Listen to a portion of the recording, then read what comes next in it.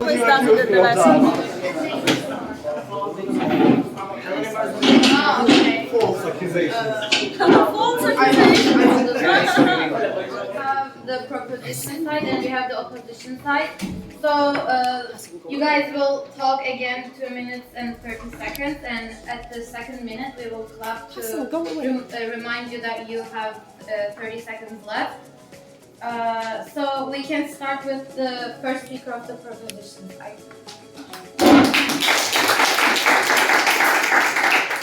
Okay, so first of all, you want to follow like this, so you guys can be quiet. That is really easy.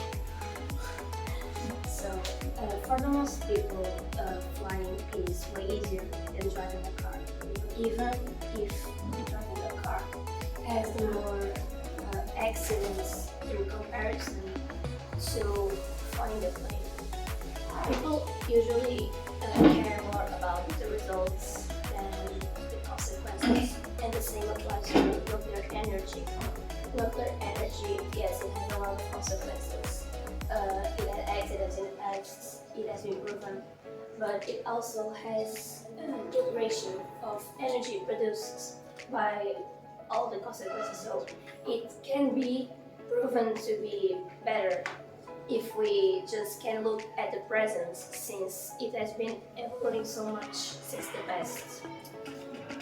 It's extremely dense. It's not like everyone thinks it's very polluting, it's bad for the environment. It's not true at all. Like, it can have consequences, but for the most part, nuclear energy has been proven to be cleaner, more cost effective, and easy to supply. It can be built in lots of places, in isolated areas, and it doesn't produce just as much waste like other classical energy sources like oil and fossil fuels. So if everyone can see to the future, they will see that nuclear energy is the future, is the way we put ourselves into the position of the young people and see, is this the energy I want? Is the energy that will bring us to a more cleaner future, to a more bright future that can take us in a path that has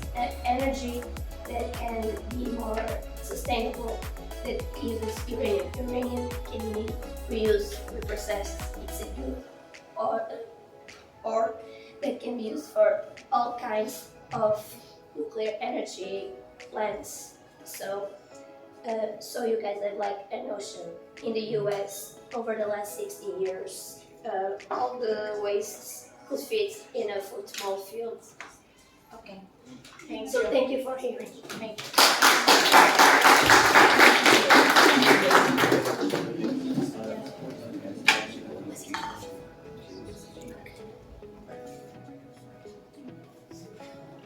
Thank you. Now we will continue with the first speaker of the opposition side.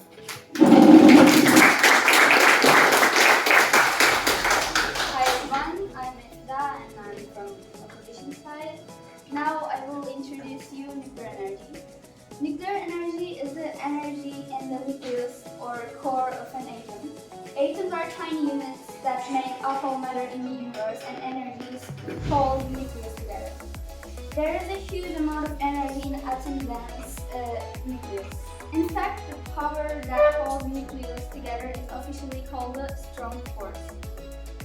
Furthermore, a nuclear reactor or power plant is a series of machines that can control nuclear fusion to produce electricity. And now I will talk about the cons of nuclear energy. Despite the visible advantages of nuclear power, some negligible disadvantages are as well, which makes us question whether this type of energy is truly that wonderful. However, just as National Geographic mentions, the byproduct of nuclear energy is radioactive material, a collection of unstable atomic nuclei. These nuclei lose their energy and can affect many materials around them. Including organisms and the environment, radioactive material can be extremely toxic, causing burns and increasing the risk for cancers, blood disease, and bone disease. For main disadvantages are responding by very high upfront costs, malfunction can be catastrophic. Uranium is technically non-renewable and nuclear waste. And that's all my speech. I would like to invite the second speaker of the proposition side on the stage.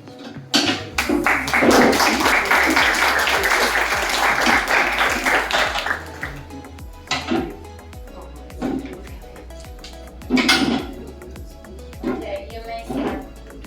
So there is a lot of controversy in going against or for the nuclear energy. In some countries it's still not accepted. So as the opposition said, that there are some nuclear waste produced by the production of electricity in the power plants. But this type of waste can be bad for people and animals, so the environment. But it's not like all this waste gets thrown in the environment. They are contained in some secure places, and it's not that much. It's actually a really small quantity. And for example, it's harder to eliminate the pollution created by the coal than to contain this waste, this nuclear waste.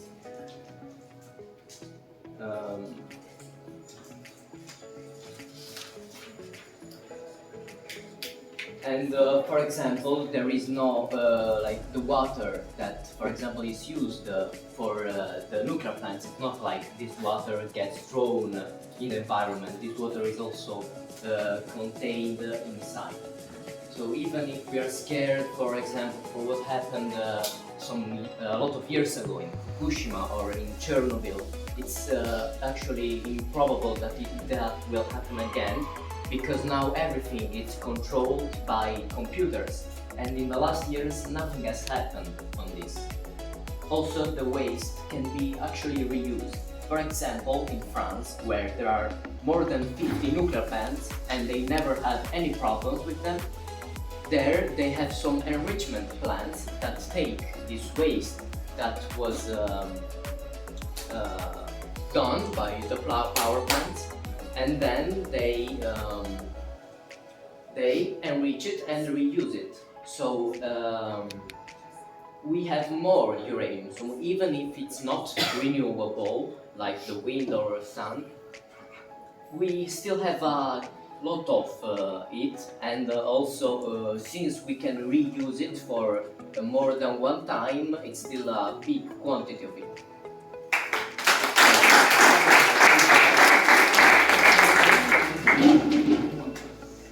Thank you. Now, the second speaker of the side. Please wait. You may begin. I'd like to talk about some cons. Even if operating nuclear energy isn't a very high cost, building them in the first place takes a lot of money. It's really expensive. There are needed many levels of safety. And even with those levels of safety, malfunctions can always happen. Disasters, huge disasters like Chernobyl. In 1986, we all know, we have all heard about it, how horrible it was. This disaster was the result of a flawed reactor that was operated with inadequate, untrained personnel. People died. It spread all around Europe. And to this day, there are still repercussions we have to suffer because of that malfunction. It can always happen, and people have radiation syndrome and were diagnosed with cancers, and they were sick, they died. 237 people according to worldnuclear.org. Even more, even if the malfunctions don't happen anymore, they can be used in terrorist attacks like Hiroshima in 1945, 6th of August. They can be used in war. People can be killed. It does help us, but at what cost? People's lives? Hundreds of people's lives. Not one, not two, thousands. And those places are not habitable anymore. You can't live there for hundreds of years, maybe even thousands. Do we want that? We do not want that. We cannot risk using nuclear power. It has advantages, but the cons will always be much worse. Thank you for your attention.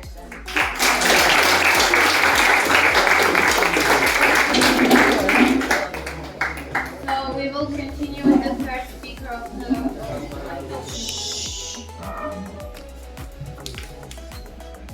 You may begin. So the opposition team was talking about how building the nuclear plants is much more expensive than building the conventional plants.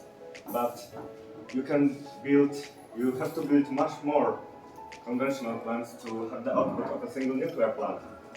So it's kind of balances out. And also transporting the uranium is much cheaper than transporting copious amounts of coal across the ocean to places like Poland or Slovenia to fuel the plants. So it's much cheaper to transport the resources that we need for the nuclear plants. Also, the exploitation of these plants is cheaper than compared to the coal and oil. Also, the other argument of their team was that there were accidents, but the Chernobyl disaster was a long time ago, and since then the technology came a lot forward. And in places like France, despite them having more than 50 reactors and relying on their electricity pretty much exclusively on nuclear, there hasn't been any accidents. Also, there was a study done in the USA that has shown that the radioactive pollution that is emitted by conventional plants from coal and oil is actually higher than those produced by nuclear plants, because there's trace amounts of uranium and thorium in the coal that is burned there, and it's emitted straight into the atmosphere instead of being contained in secure areas. So it's much easier to contain the waste from nuclear plants than it is to contain the waste from conventional plants. So we have to ask ourselves if we can sustain the pollution and then take it out of the atmosphere, or if we just want to dig a hole and put some barrels in it, which is much easier. Thank you for your attention. Thank you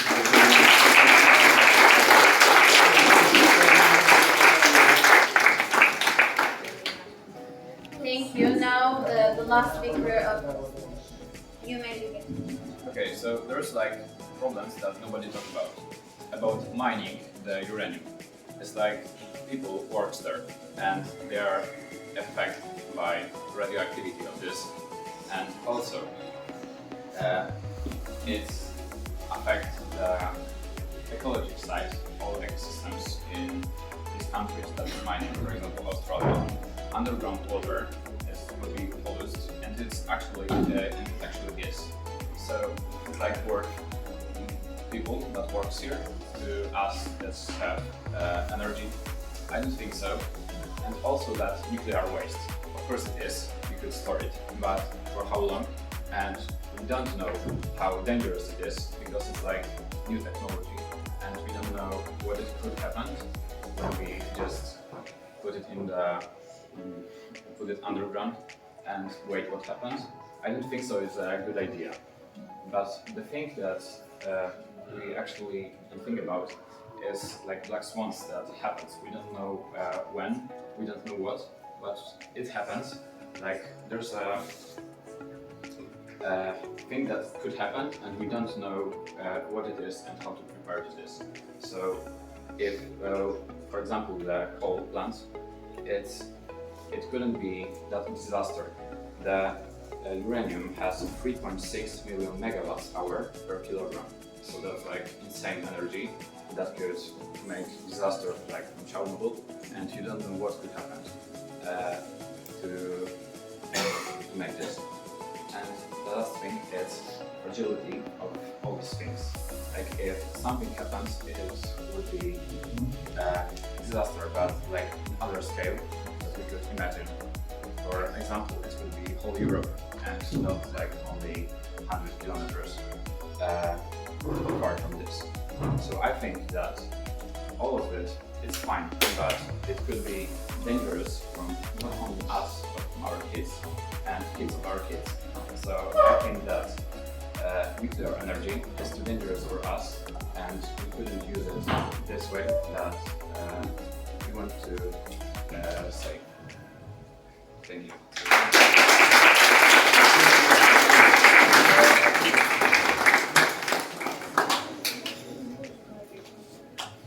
So we will need some time to decide again.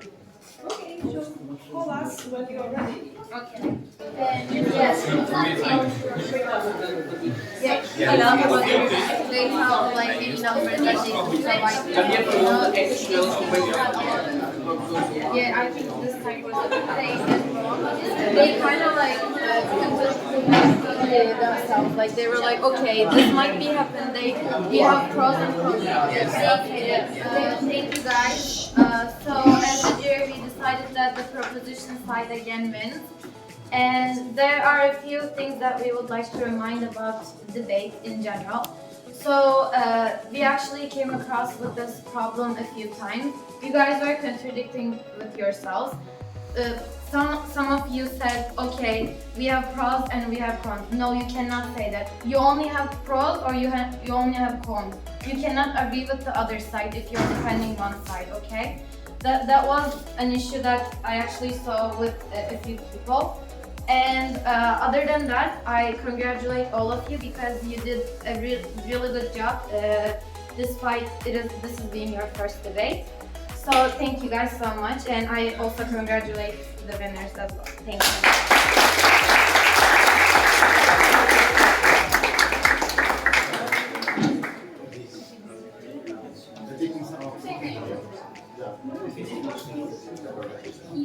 Ezra, can we also thank you?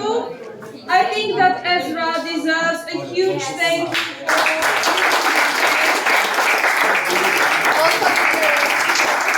And of course, the whole jury. Yes,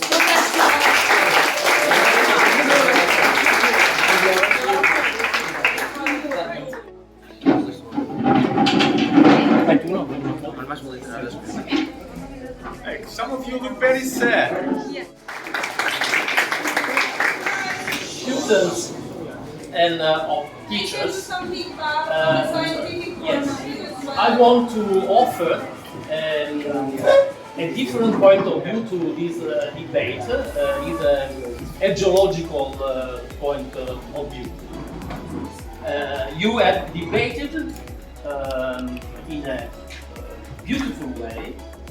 So, congratulations, and congratulations to your English teacher, and congratulations to your intelligence. But you have debated in a way that is the typical way of the owner of the world. The man is the owner of the world. And you have demonstrated the typical complex of the Robinson Crusoe. I don't know if you have read this book of Daniel Defoe, The Adventure of Robinson Crusoe. Yes, not? No, of course. And it's the adventure of a man who was abandoned in a little island and by the pirates, and he succeeded in survive in this little island. And the strange fact is that he transformed everything in this little island. After abandoned, he succeeded in grouping a group of sheep, and after he succeeded in making cheese, and after he started to, as a farmer, to cultivate wheat, and after he succeeded in having a slave. In a little island, he succeeded in having a slave. The name was Friday, and is the typical Englishman of the 18th century that is the owner of the world. So, why we are the owner of the world? There is no any explication. For the coincidence, thanks to a gift of evolution law, we are animals that have a bigger intelligence, an intelligence bigger than the other, or than the one of the other animals. But it's just a coincidence. And the man, the Homo sapiens, is on the Earth from just 150,000 years. And in this little range of years, just because we have a bigger intelligence of the other animals, we feel ourselves as the owner of the world. Think about the beetles. You know the beetles, that bad animals. They are on the earth. Yes, I'm finishing. They are, yes, to me. They are on the earth from 350 million years, and they don't feel themselves as the owner of the world. We are on the earth, but just for a bet. You know a bet? What is a bet? Scommessa in Italian? It's a bet. Yes, a bet. Tomorrow you win, today you win, tomorrow you lose. If an asteroid or if the climatic change will change our environment, we will disappear from the Earth. So the conclusion is start to think of the all human beings as a possibility for a man to survive into this different, in this beautiful planet, and try to live in harmony with it. Okay, I've finished. Thank you.